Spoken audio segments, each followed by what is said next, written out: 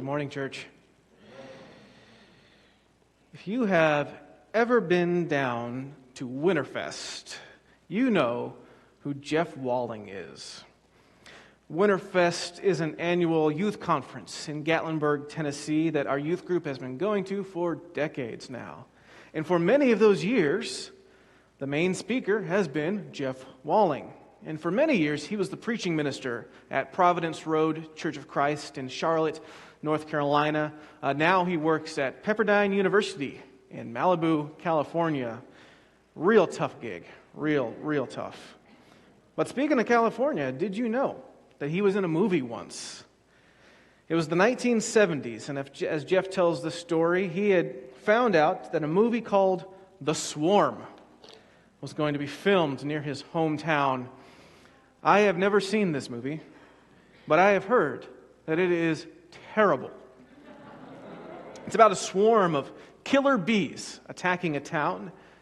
Now, it had Sir Michael Caine in the lead role, but Sir Michael would claim that this was the worst movie he has ever made, even worse than Jaws 4, The Revenge.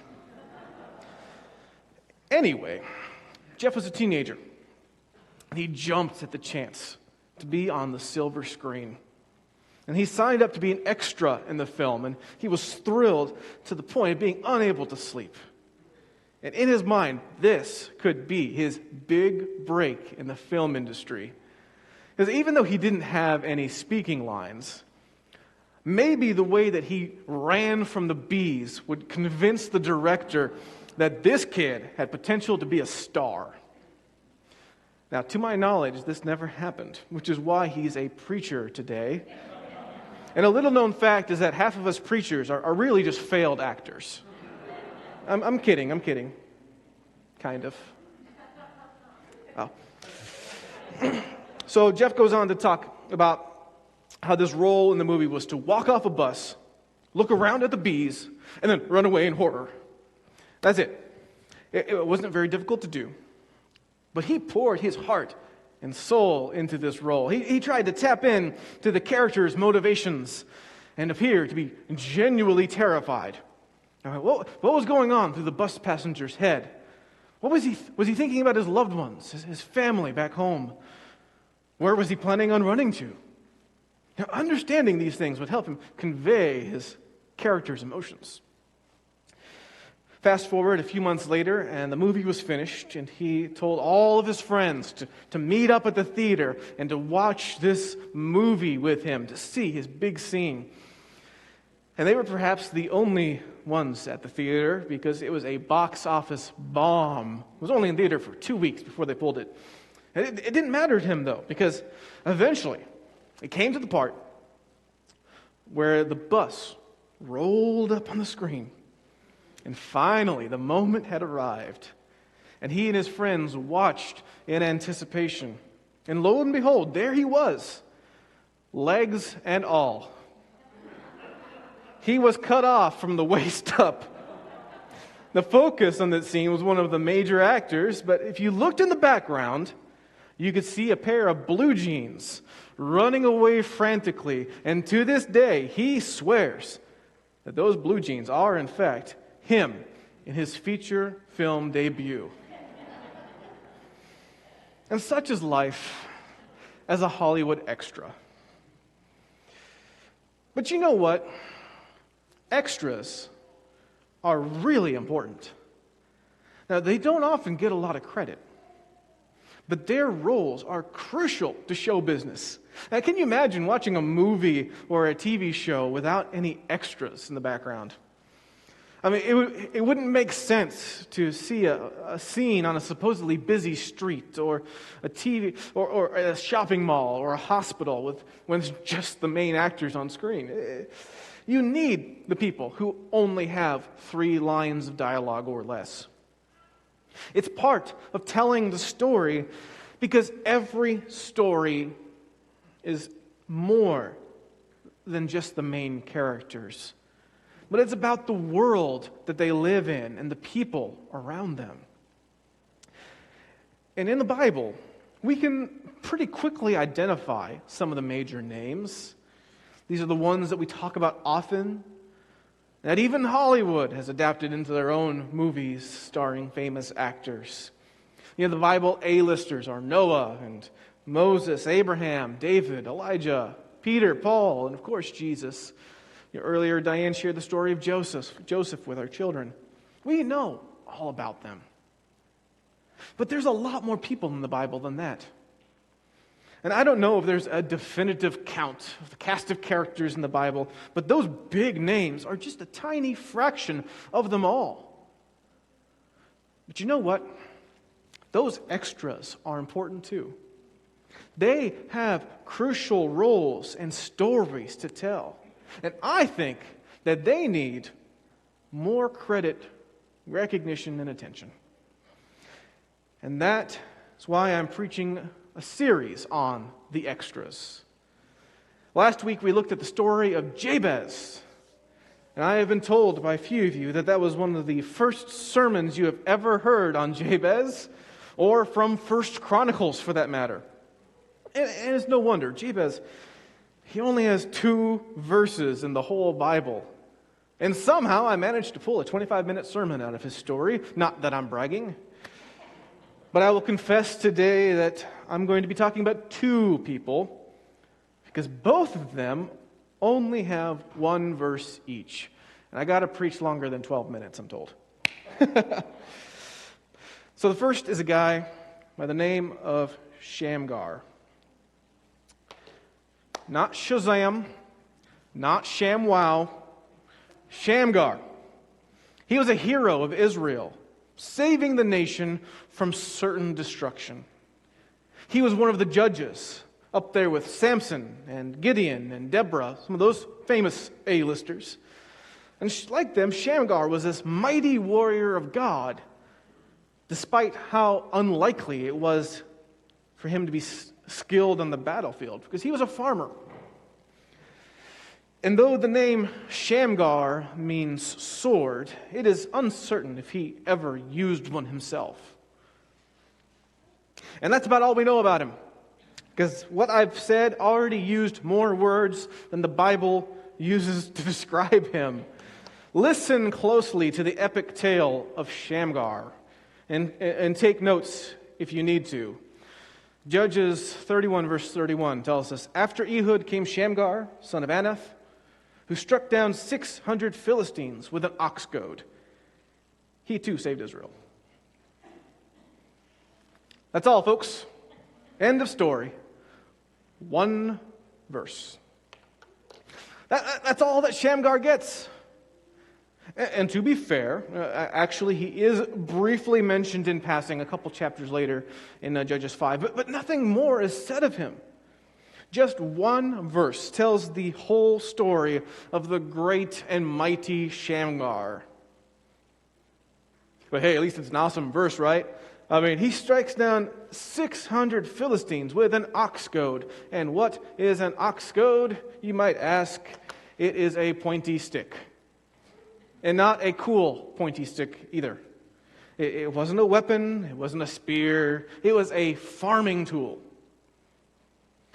Sometimes oxen wouldn't respond to voice commands or pulling on their reins, and so they would need a little goading by poking them with this 8-foot-long pole. Parents, maybe you've considered, I don't know if Amazon's got an ox goad, but it did have an iron tip, but it's far from being a sword or a spear. It's an ox goad. And he took down 600 people with it. And I don't know if they were just like lined up in a row, or if maybe this was over the course of a few years instead of all at once, but still, it's pretty impressive. And now if I were Shamgar, I'd be feeling pretty impressed with myself. I mean, this isn't the role for an extra. This is a lead character material. We're talking major motion picture starring Russell Crowe. This is so much cooler than Noah. Russell, if I were Shamgar, I'd be thinking about how people were going to be remembering me for generations. I'd probably get a whole book of the Bible named after me, just like Joshua. People would name their children Shamgar, and those children would play with Shamgar action figures while watching their Shamgar cartoons on Saturday morning. or not. I mean, that's not quite what happened. Because while I'm sure he was well known and celebrated in his lifetime, today he's more of a footnote in the book of Judges. And I was like, oh yeah, well speaking of Ehud, by the way, Shamgar saved Israel too. Why more isn't written of him, we don't know. But honestly, I don't think Shamgar cares. He used what he had, and he did what he could. And he did what he did not out of a quest for personal glory or honor. He didn't do this to become famous. He did it for God and for God's people. And if that one verse were to be cut out, and Shamgar would go completely absent from the records of history, that would be okay. Because there is an eternal one who sees all and forgets nothing. And it is his reward and his recognition that really matters in the end. God knows all about Shamgar and more, just as he knows all of his faithful servants who have come and gone since the dawn of creation. And that includes Tertius. Tertius is the second person I want to talk about today. Tertius wasn't a warrior, but he was equally important. He's in the New Testament, and he plays a crucial role in the book of Romans, one of the most influential theological books of the Bible. What's Tertius got to do with Romans? Well, he wrote it. At the very end of Romans 16, we see his signature. I, Tertius, who wrote down this letter, greet you in the Lord. Now, we know that Paul is the author of the letter, but Tertius is the guy who wrote it down for him. He was like a scribe or a secretary. His title in Greek would have been the amanuensis. Paul dictated the words to him, and Tertius wrote it all down. And on 3 or 4 occasions in Paul's letters, we read something along the lines that, I, Paul, write this greeting in my own hand, where he would take the pen himself and make it a little more personal. Well, at the end of Romans, when Paul is addressing individuals and sending his greetings, he allows Tertius to send a personal greeting of his own. And now, as for Tertius, we know less about him than we do about Shamgar. Now, his name, Tertius, indicated that he was the third child in his family. And there are some oral traditions that say that he was a martyr. But, maybe he was from Rome, which is why he addressed the Roman Christians. And he does have a very Roman name himself. But we do know about him is that if it weren't for Tertius, the letter to the Romans might never have been written. And what a great tragedy that would have been. And so for me, Tertius represents a very important group of people. These are the hard workers behind the scenes who quietly assist those who may have a role of more visible importance. They are the extras. And without them, the whole production falls apart.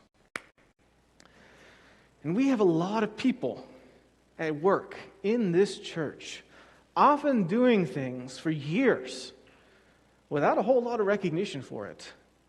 And I want to take a moment and to do just that. Tina Breeden is our office administrator. And yes, it's her job, but she often goes above and beyond. And she is not just the church secretary. This last week was Administrative Professionals Day, and we made sure to recognize her because without her, this whole church doesn't function. Thank you, Tina. Who's leading worship next week? John Williams is the worship leader coordinator. And make sure that we know the answer. Thank you, John. Jeff Orline is the church treasurer. And he does the very important job of making sure I get paid. But he also keeps an eye on several line items in the budget to make sure that the books are balanced and that our finances are in order. So thank you, Jeff. Helping him are Curtis Burton and Marcia Thurmond, who count the weekly contribution and prepare it for deposit. So thank you, Curtis. Thank you, Marcia. Elvira Brown and Lisa Stewart do a wonderful job maintaining our courtyard and the landscaping and all those beautiful plants and the roses that are about to come up. Thank you, Elvira. Thank you, Lisa. Dan Moylan maintains the rest of the lawn. Paul Benson maintains the baptistry. Earl Middlestat maintains the church van. And Paul Kowaleski maintains just about everything else. Thank you, Dan. Thank you, Earl. Thank you, Paul. Thank you, Paul. And Paul. Deb Wired is our webmaster, maintaining our website. And this list goes on. And if I didn't mention your name, it was not intentional. But thank God for you. Thank God for the Shamgars and for the Tertiuses, the Tertii, and all those who work hard and sacrifice so much for the good of others and in the name of God. And whether you are recognized or not, know that what matters is that God recognizes you, even if no one else does. Nothing remains hidden from God. And in fact, Jesus tells us that it's actually much better to do something in a way that no one else notices other than God. In Matthew chapter 6, he gives 3 examples of righteous living. And with each of them, he says to avoid doing so publicly and obviously, and instead to do it secretly as much as you can. Because it is there in secret that your Father, who sees what is done in secret, will reward you. Jesus applies the exact same phrase towards prayer and fasting. Do it in secret, and your Father, who is unseen and sees what is being done, will reward you. And that is not to say that public recognition is a bad thing. Otherwise, I wouldn't have just publicly recognized a lot of people. But what Jesus is saying is that contrary to popular logic, doing something that no one else notices is never in vain. And in reality, it ends up being much better. There is a point to it all. Because these acts of unseen service, which I listed, in which a lot of these people would likely shrug off, saying it's not that much, all of these are building up the kingdom of heaven brick by brick. They are blessing our community by bringing order to the chaos of the many areas of our communal life, allowing God's peace to reign. There is no small act, no blessing that is insignificant.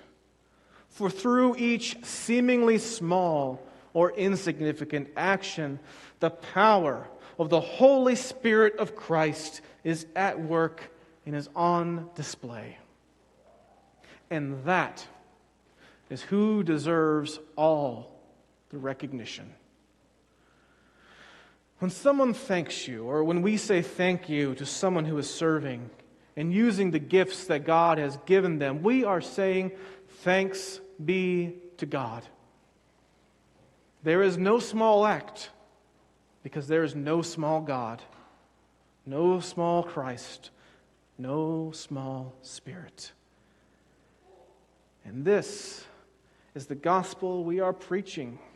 And the good news we are proclaiming, not just with our words, but with our lives. And may the world hear and see and know the God to whom we are bearing witness. And may God receive all glory and honor and praise. Amen.